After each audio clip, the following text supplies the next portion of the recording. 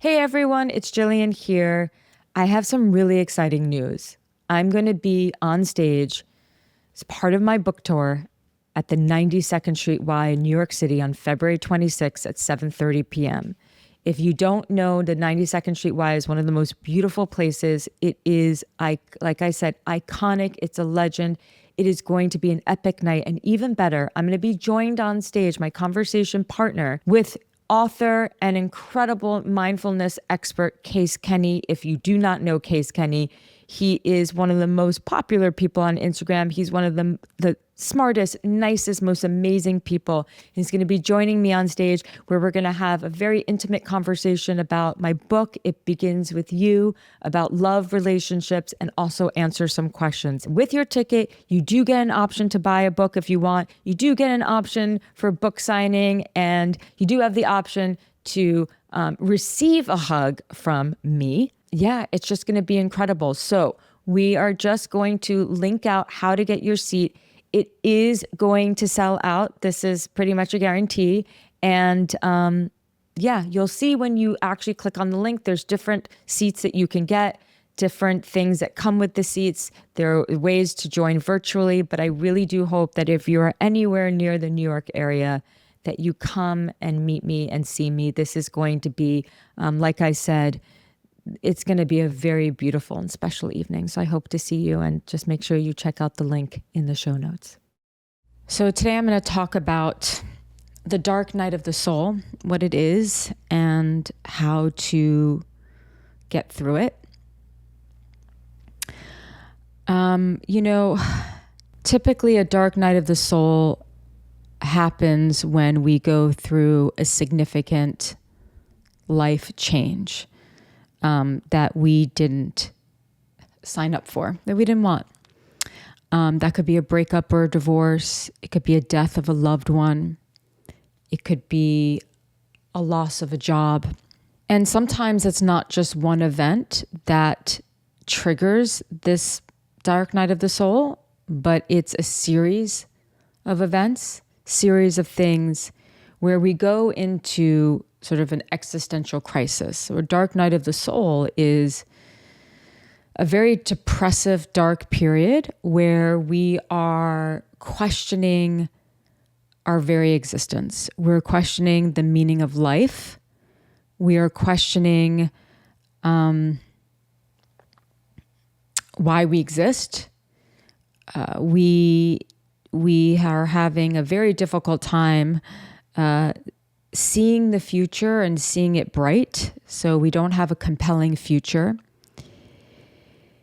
And when we go into this sort of crisis, this is when we almost have a crisis of identity, right? Who am I? Why am I here? What is the meaning of life? What's the purpose of it all? And I have nothing to look forward to. So this is ultimate suffering. It's when everything that we thought was what we wanted, or everything we thought was true, we're questioning everything. And this is when we question our belief system. It's when we question ourselves. We might be questioning the people around us. It's a very depressive time. Many people believe that it's some sort of punishment.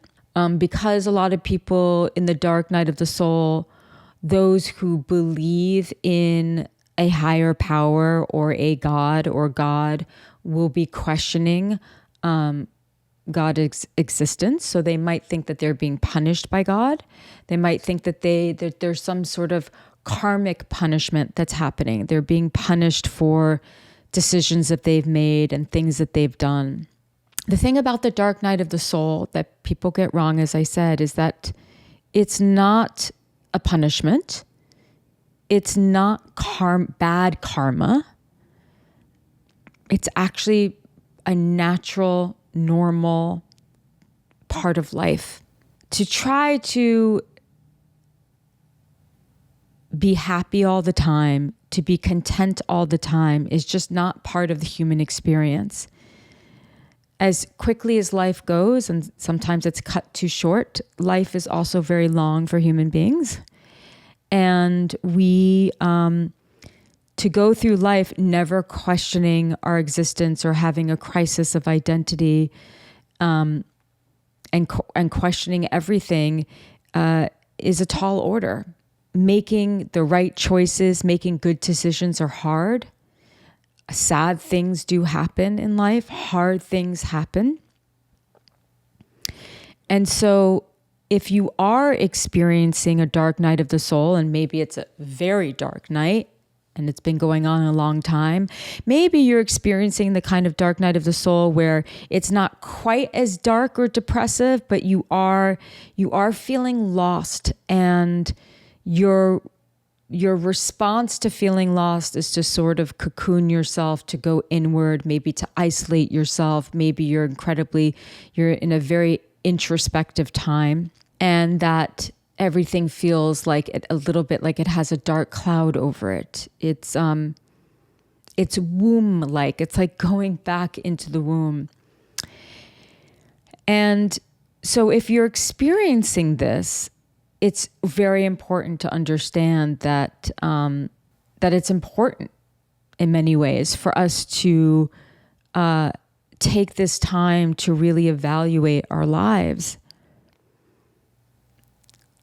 The dark night of the soul can yield tremendous growth. If you think about, the phoenix rising from the ashes, it is a time to examine our belief system, the way that we've been living our life. Are we living our lives authentically, meaning living our lives in a way that feels true to us? Are we living a life that someone else wanted us to live? Are our beliefs ours? Are they beliefs that need to be outdated? Maybe it's reflecting on not just one relationship that ended, but a series of relationships that feel like a failure. Maybe it's you don't know what your purpose in life is. It's, again, you've been walking down one path and it just doesn't feel like the right path, but you don't know the way forward. This episode is sponsored by Skims. I'm kind of obsessed with Skims. I'm not going to lie.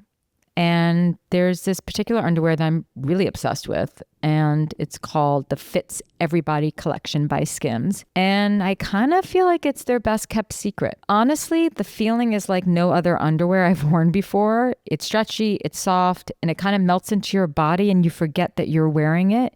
And I think it looks good, to be honest. I've been wearing Skims, I want to say now, for about 4 years. I'm obsessed with some of their bra. I just love it. I think it's an incredible brand. The price is right. It feels amazing on the skin. It looks good. It's versatile. I can't stand underwear and bras where you feel like it's digging into your skin and it's so uncomfortable, and you just don't have that problem with Skims. The Fits Everybody collection, by the way, is available in sizes extra, extra small to 4X. So you can shop now at skims.com and Skims stores. After you place your order, be sure to let them know I sent you. Select podcast in the survey and be sure to select my show in the drop-down menu that follows. And check out the Fits Everybody collection at www.skims.com/onlove. So I want you to know that if you're experiencing this, you're not alone. It is part of the cycle of life. And I want to share with you some ways in which you can navigate the dark night of the soul and eventually emerge out of it. Because even though it is a part of life and a natural part of life, we don't want to stay in it too long. And there are definitely people who stay in it for years in some way, maybe dipping their toes out of it a little bit. But the dark night of the soul has become almost like a pattern in their life. And they just don't know how to get out of it. But regardless of what is true for you, whether this is something that is new for you, whether you are experiencing an unfamiliar depression that you didn't know what to put words to. May this help you a little bit, right? Because sometimes it's not just one event that we can say, okay, well, I'm having this reaction to this event and I'm feeling all these intense feelings.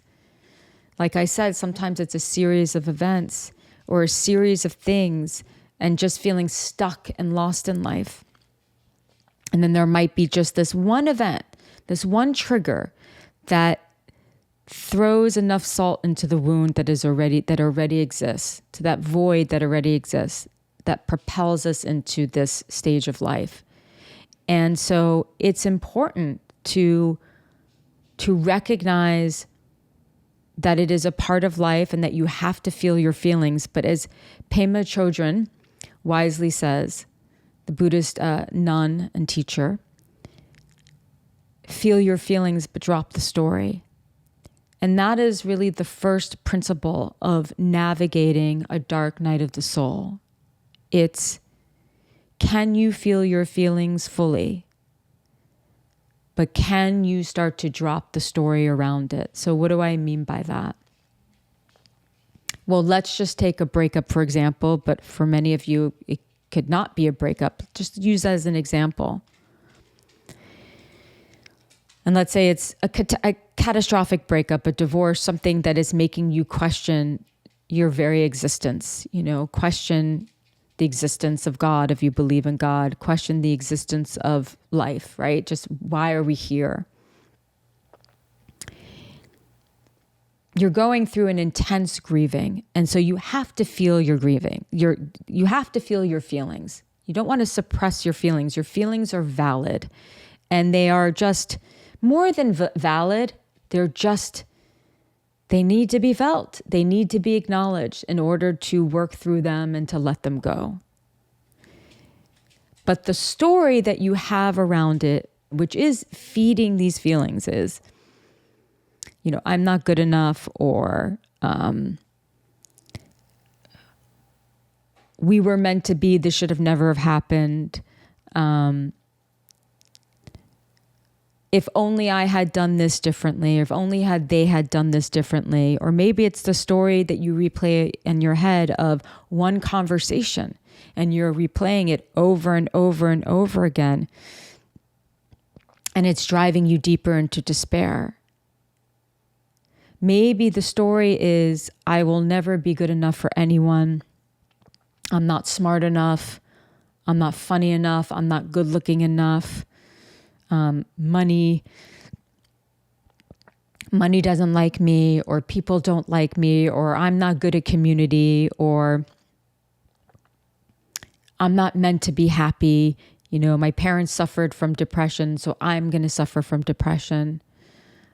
I have this problem or that problem, and so therefore life is always going to be hard for me. And maybe, or this is the life, maybe this darkness is just my karma. It's never going to go away, right? These are the kinds of thoughts that we have that, when strung together, create a narrative, a story. And that will always be the thing that we need to investigate whenever we are going through a hard time, difficult time, whether it's a dark night of the soul or not. We all have a story. We all have many stories, and some stories are stories of triumph, and they're empowering, and they're the things that get us up in the morning and keep going. And then we can fall into patterns of story that keep us in bed, that keep us stuck. Sometimes it's feeling like we're just a victim to everything. No one likes me. No one ever wants me.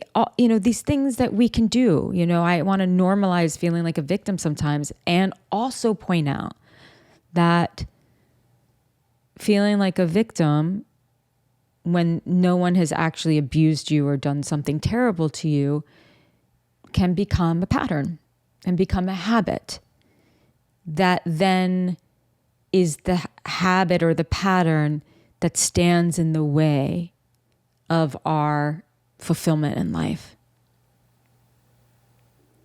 So when we can feel our feelings but drop the story, this is not an easy thing to do. It's a process, but it's a very, very important one, because we have to be able to examine the story.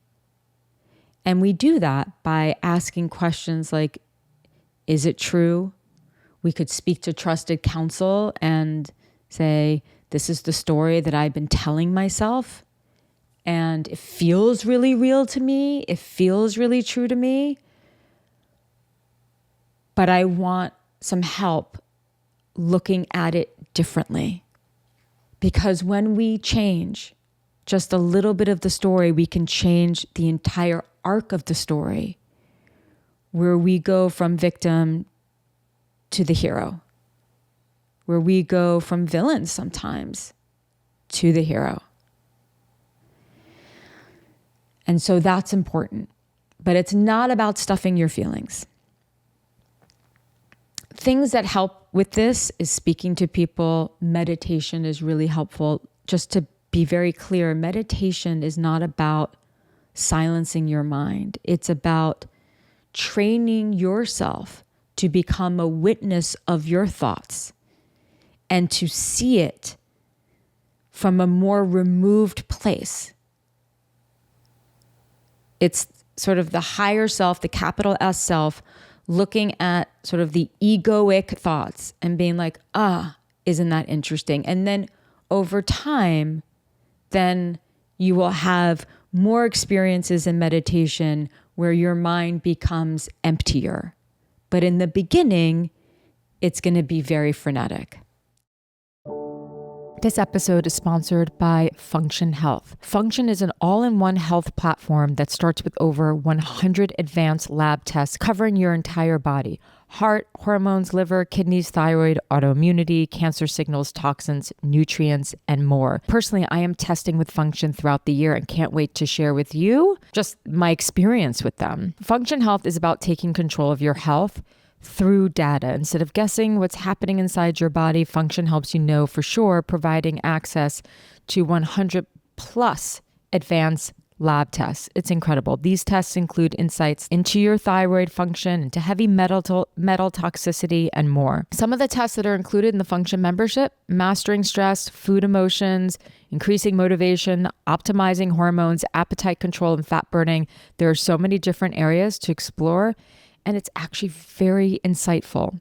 Function currently does have a wait list, but they are offering my audience the chance to skip it. Head to functionhealth.com/JOL or enter code JOL when signing up to skip the wait list. In the process of feeling your feelings and dropping the story, what happens, this is easier said than done, but it's a really important practice, is that you develop a better relationship with your mind. And when we develop a better relationship with our mind, with our thoughts, in our mind that creates thoughts, that creates stories, then what happens is that we develop a better relationship with ourselves. Because, for example, one of the truth 2, in my book, It Begins With You, the 9 Hard Truths About Love That Will Change Your Life. The truth is, the mind is a battlefield.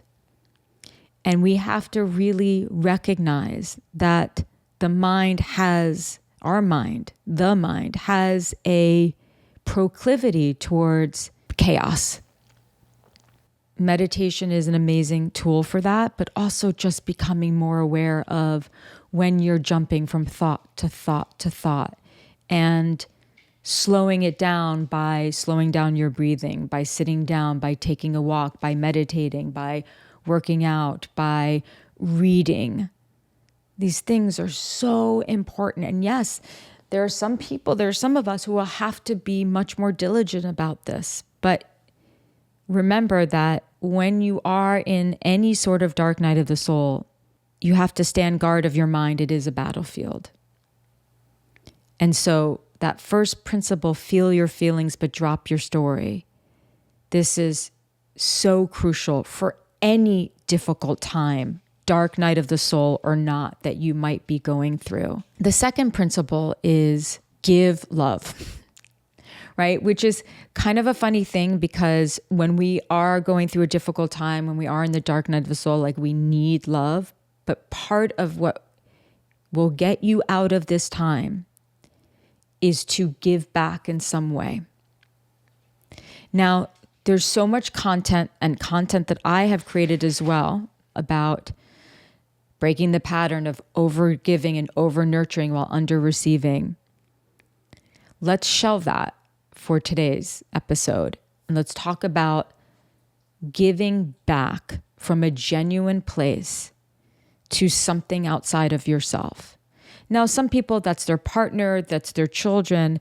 But for a dark night of a soul, it's not about not doing that, but giving back in a way that gives you a sense of meaning and purpose. Like, for example, when I was going through that horrendous time in my life 10 years ago when my husband left and my mom was dying, and I went into a very, very, very dark night of the soul, very, very intense.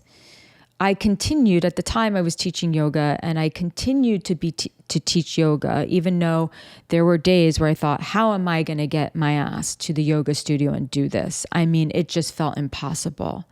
But I kept doing it because the kind of yoga that I taught, and the kind of yoga that was taught at the studio that I taught at, the sequences, what we were teaching was very involved and very complicated. And so when I taught and I had these bodies in the room that I had to be responsible for, I couldn't think about myself. I couldn't think about my problems. I couldn't think about my story. I couldn't think about my feelings.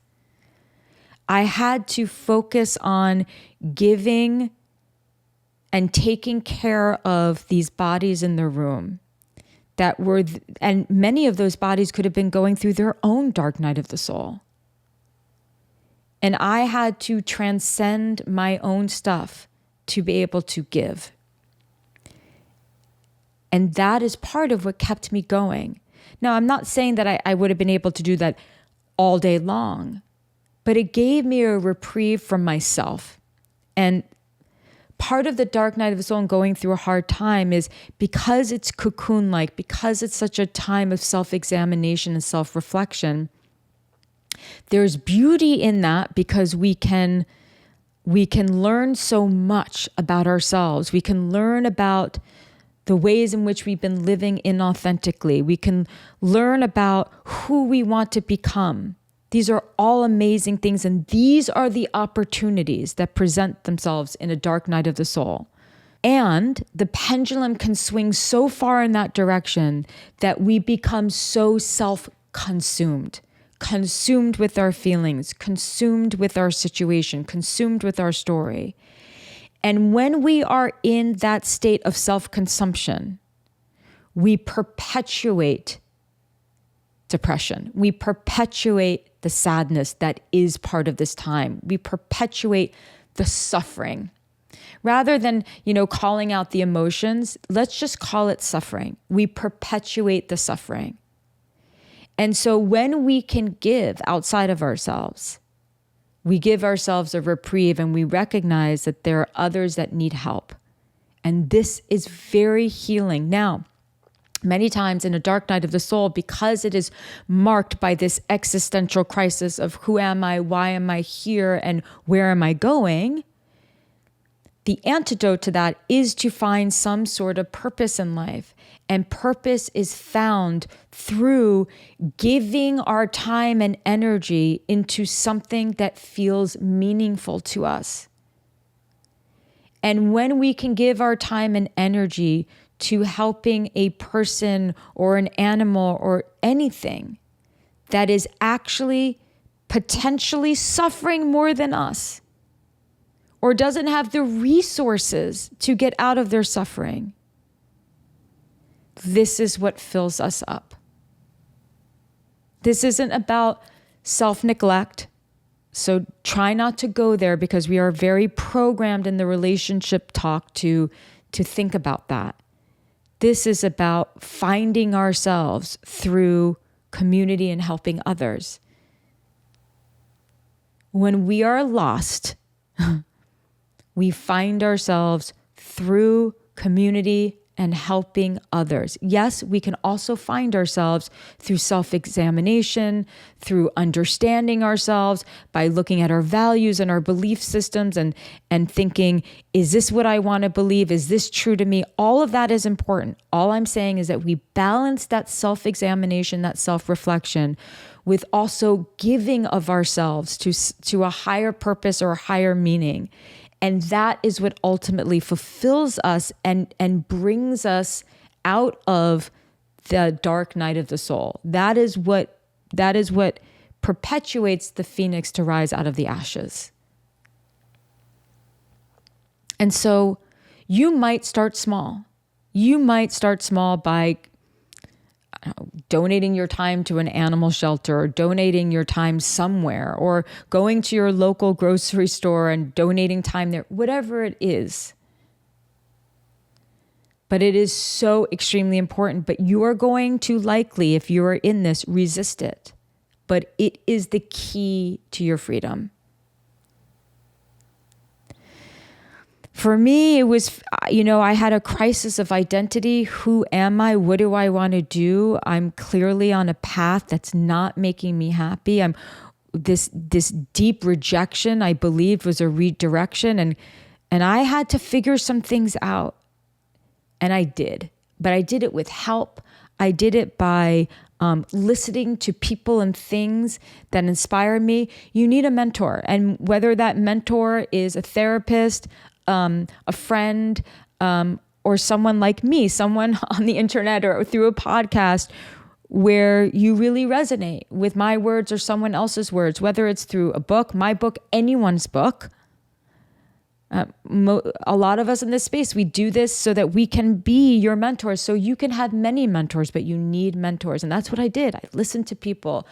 I eventually hired some people to mentor me because I'd figured out that I had some things that I was interested in doing. I figured out that there were some things that I wanted to help people with, to expand on how I'd been helping people for 10 years prior to this. And it's through the helping people that I discovered some meaning and purpose. And then I started to redefine who I am, to get a better sense of who I was.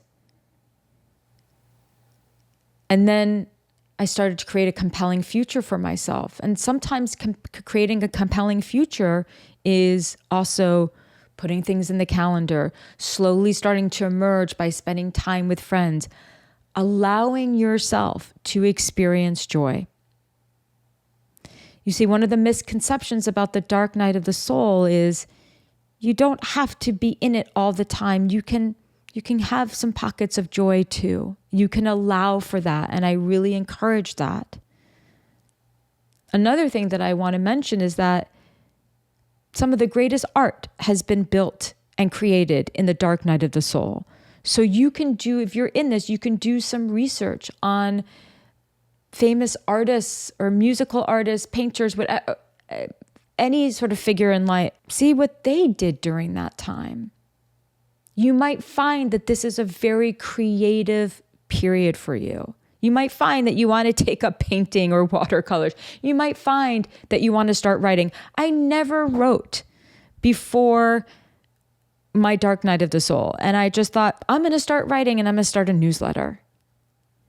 So you have to, part of the beauty of the dark night of the soul is that you might have these sort of intuitive hits, and you want to follow that. Whatever it seems sort of interesting to you, just do it and see what happens. And you might find that you start a whole new craft. You never know. The third The third principle in navigating a dark night of the soul is that you must move your body every day, even if that's just a walk. Even if it's just stretching, like dedicating 15 minutes a day of deep stretching. It's incredibly important. When the dark night of the soul is dark enough, that suffering, that depressive time can make us extremely fatigued. It can mess with our sleep. It can mess with our digestion. It can mess with our appetite. So you want to make sure that you're moving anyway. Because of that physical state, you're going to resist movement. But movement is what's going to get everything flowing again. And when you start to feel better and you can increase that movement, then you can increase that movement. Maybe it's running, maybe it's yoga, maybe it's going to the gym, maybe it's an exercise class, whatever, maybe it's lifting weights, whatever, maybe it's swimming, whatever it is. But move your body every single day in some capacity. And that, again, that might be taking your dog for a walk. So that's incredibly important. This episode is sponsored by Rocket Money. The start of a new year is the perfect time to get organized, set goals, and prioritize what matters most. And for me, a top priority is my financial wellness and organization. And thanks to Rocket Money, my goals feel achievable. They show me all my subscriptions right in one place and help me easily cancel ones that I forgot I've been paying for. By the way, we are all throwing money in the trash on subscriptions that we are not using. And Rocket Money also pulls together all of my spending across all of my different accounts so I can clearly track my spending habits and see where I can cut back. It's genius, and financial wellness is so incredibly important.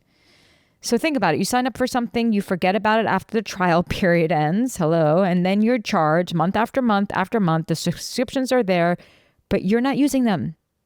And in fact, I just learned that 85% of people have at least one paid subscription going unused each month. Thanks to Rocket Money, I can see all my subscriptions in one place and cancel the ones I'm not using anymore. So what is Rocket Money? Rocket Money is a personal finance app that helps find and cancel your unwanted subscriptions, monitors your spending, and helps lower your bills so you can grow your savings. Can't get any better than that. They also have over 5 million users and has saved a total of 500 million in canceled subscriptions, saving members up to $740 a year when using all of the app's premium features. So cancel your unwanted subscriptions and reach your financial goals faster with Rocket Money. Go to rocketmoney.com/onlove today. That's rocketmoney.com/onlove. rocketmoney.com/onlove. So I'm going to just recap these 3 steps. When you find yourself in a dark night of soul, lost, confused, not knowing who you are, what the meaning of life is, why you're here, questioning if you are a believer, if you were once a believer in God or a higher power, questioning its existence, feeling like you're being punished by the universe, feeling very victimized by your circumstances, not knowing which way to go, and all these things, right? Suffering. Number 1, feel your feelings, especially if this dark night of the soul is in response to something, an event or a series event that by anyone's definition would be incredibly hard. Divorce, death of a loved one, loss of a job. These things, you have to feel your feelings, but you also have to drop the story. And when you start to examine the story, some of those feelings will start to soften and to process. Part of this is having the mindfulness to examine your mind, to know that your mind, when you're having these stories and these thoughts, are very much like a battlefield. And so you want to be able, meditation is really helpful to kind of sit back and try to just examine the thoughts and have someone help you to challenge these thoughts, to challenge their validity and truth. Number 2, Sometimes when we really want love, when we really need love, giving love is the antidote. Giving love is the answer. And so give back in some way, whether it's your work, whether it's donating your time somewhere, whether it's helping a friend who's going through a horrible time, whether it's helping an animal. I can't stress enough how important this is. If there's something that you've always wanted to do, a project that you've always wanted to begin, now is the time. If you're feeling called to start writing or to start doing something that you never felt called to do, now is the time. And then number 3, move your body every single day. This is so incredibly important. And what will happen is, and you can do this all with help, get your mentors. Find your mentors, whether they are through the internet, or social media or not. You might need a therapist. Find your teachers and your mentors right now, because we are not designed to do anything alone. Even though this is typically a very solitary time, a very solitary, lonely time in a person's life. And it's part of life, as I said in the beginning. We're not meant to do anything alone, so we always need some help. So that is very important. And recognize that this too shall pass. And, when we feel lost, it's a really real feeling, and it really creates suffering. But I want to remind you of this, which is that you are actually not lost. If you know where north, south, east, west are, you are not lost. You are figuring out your path. So the final thing that I will say about the dark night of the soul is, if you are going through one, you're going to be okay. Just keep going, because the only way out is through. And I really do hope that what I said today gives you some comfort and maybe a little bit of encouragement. So now I'm going to play a listener's question and answer it. And I think it's going to be extremely helpful. So here we go. Hi, Jillian. My boyfriend of 2 years broke up with me 3 weeks ago, and I've been heartbroken. We lived together and he left.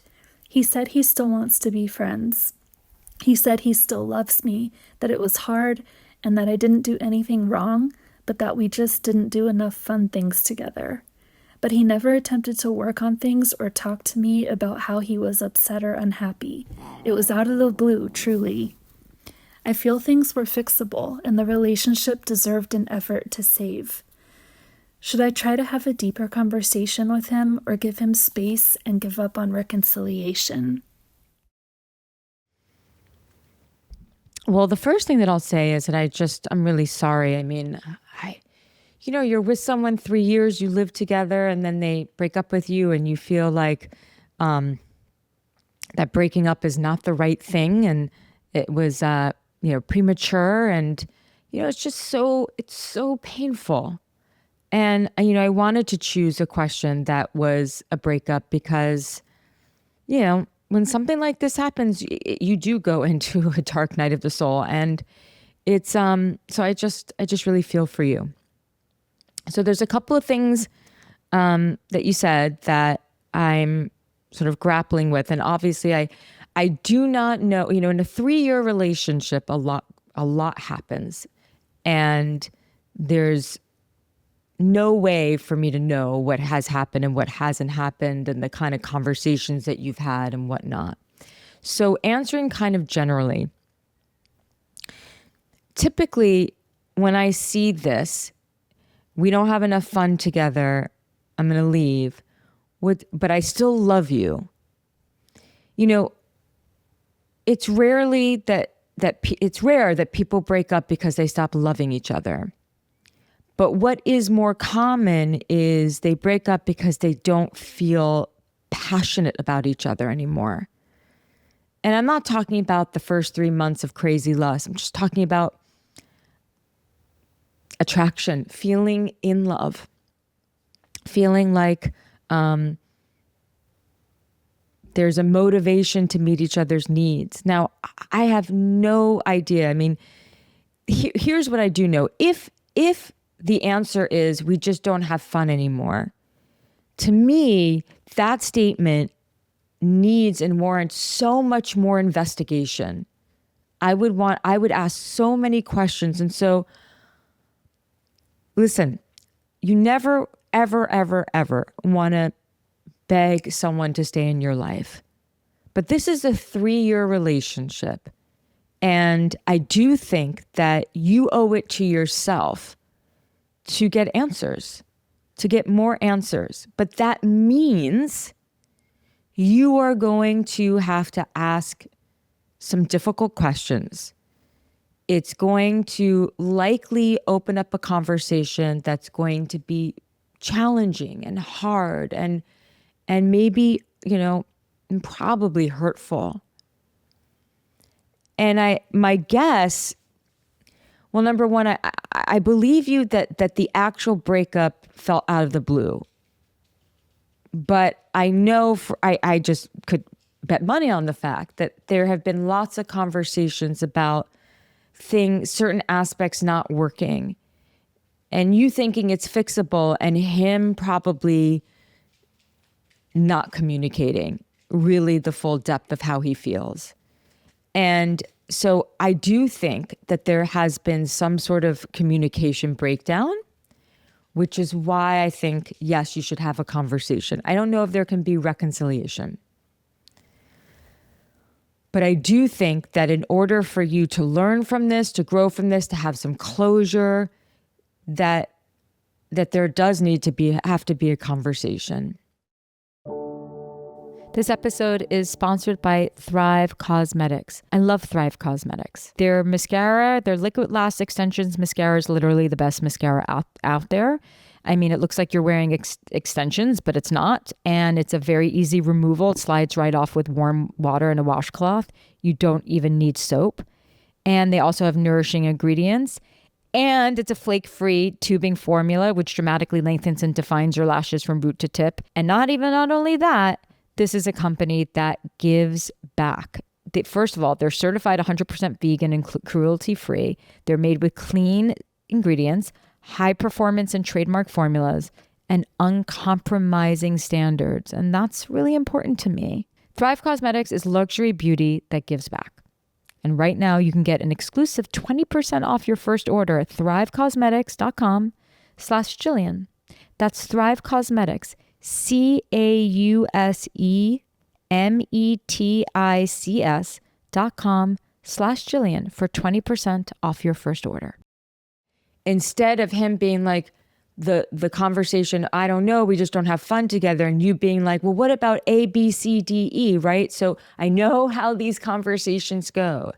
And it's usually one person not really able to or wanting to or feeling comfortable to really explain what's going on for them, and the other person being like, let me prove to you why you're wrong. Like, let's work on this, let's work on that. It's like the one person who doesn't want to work on it and the other person who wants to work on it. And it becomes this very awkward, painful dance of chasing and trying to convince. And I want to encourage you to steer the conversation away from that and just say, look, I really want to understand more of what you're experiencing. And I want, by the way, side note, I want you, the listener, to really do some honest inventory of your own self and your own feelings about, is it true that you weren't having fun together? Could it be that your partner, that he had different values and goals and needs? Did he want to have more excitement, but you wanted things to be more, I don't know, predictable? Were there things that he needed in order to feel like there's fun. But for you, fun was something different. So people, again, it's not the lack of love that people break up over. I mean, sometimes that does happen, but people break up over the fact that their core needs are not being met. And I feel for you. He didn't tell me. He didn't really explain it. And that's absolutely on him, but you need to ask better questions and just say, okay, so clearly, I mean, you've been with him for 3 years. You know what his values are and what his top need is. If you do not know, then you need to ask. Like, clearly he is missing uncertainty, adventure, some novelty. I don't know where that is. I don't know if you guys got stuck in a rut. I don't know if you were fighting too much. I don't know if you weren't having sex. I don't know, because I'm not talking to you, but these are all things that can be a part of it. And instead of saying, okay, I'll do more of this and this and this so we can have more fun together, aim to have a conversation where you're really understanding where he's coming from. Ask questions that make it so that he has no choice but to communicate. You could say something like, what would have to happen between the two of us or in our relationship for you to feel like we were having fun again? What did we do in the beginning of our relationship that felt really fun that you wish that we did more now? Or wish that we had done more throughout our relationship? What else do you need? Like, what are 3 things that you really have needed from me in this relationship that you weren't getting? What are the things that would have to change? And you can say, look, I want to have this conversation, not to encroach on your space, but because we've been together 3 years and I want to learn from this. I want to understand this. Clearly, I was not meeting all your needs. And if I'm really honest with myself, maybe not all my needs were being met either. And so let's have this conversation so that we can really grow from this. I really, really feel like we owe it to ourselves to have this conversation. And I'm not going to try to convince you to stay. I'm not going to try to convince you otherwise. But again, I care about you. I love you. And I want to be able to do this so that I can understand. And this is going to be one of, when I refer to hard conversations, there's a whole spectrum of hard, right? This is going to be one of the harder conversations you've had. But it's going to be incredibly important, incredibly useful. You are going to learn so much. And I don't know what's going to happen between you and him, but I do know that in order for you to grow, in order for you to learn from this, and in order for you to get some sort of closure, and I'm rooting for you. And so that's it for this week's episode of Jillian on Love. This is a heavy one in many ways. I want to hear from you. Please do not hesitate to reach out to hello@jillianonlove.com. Reach out with your questions. If you're willing to record your questions, these are the ones that I'm playing on Jillian on Love and Jillian on Love Plus. So please submit it. And thank you for being here. And until next time.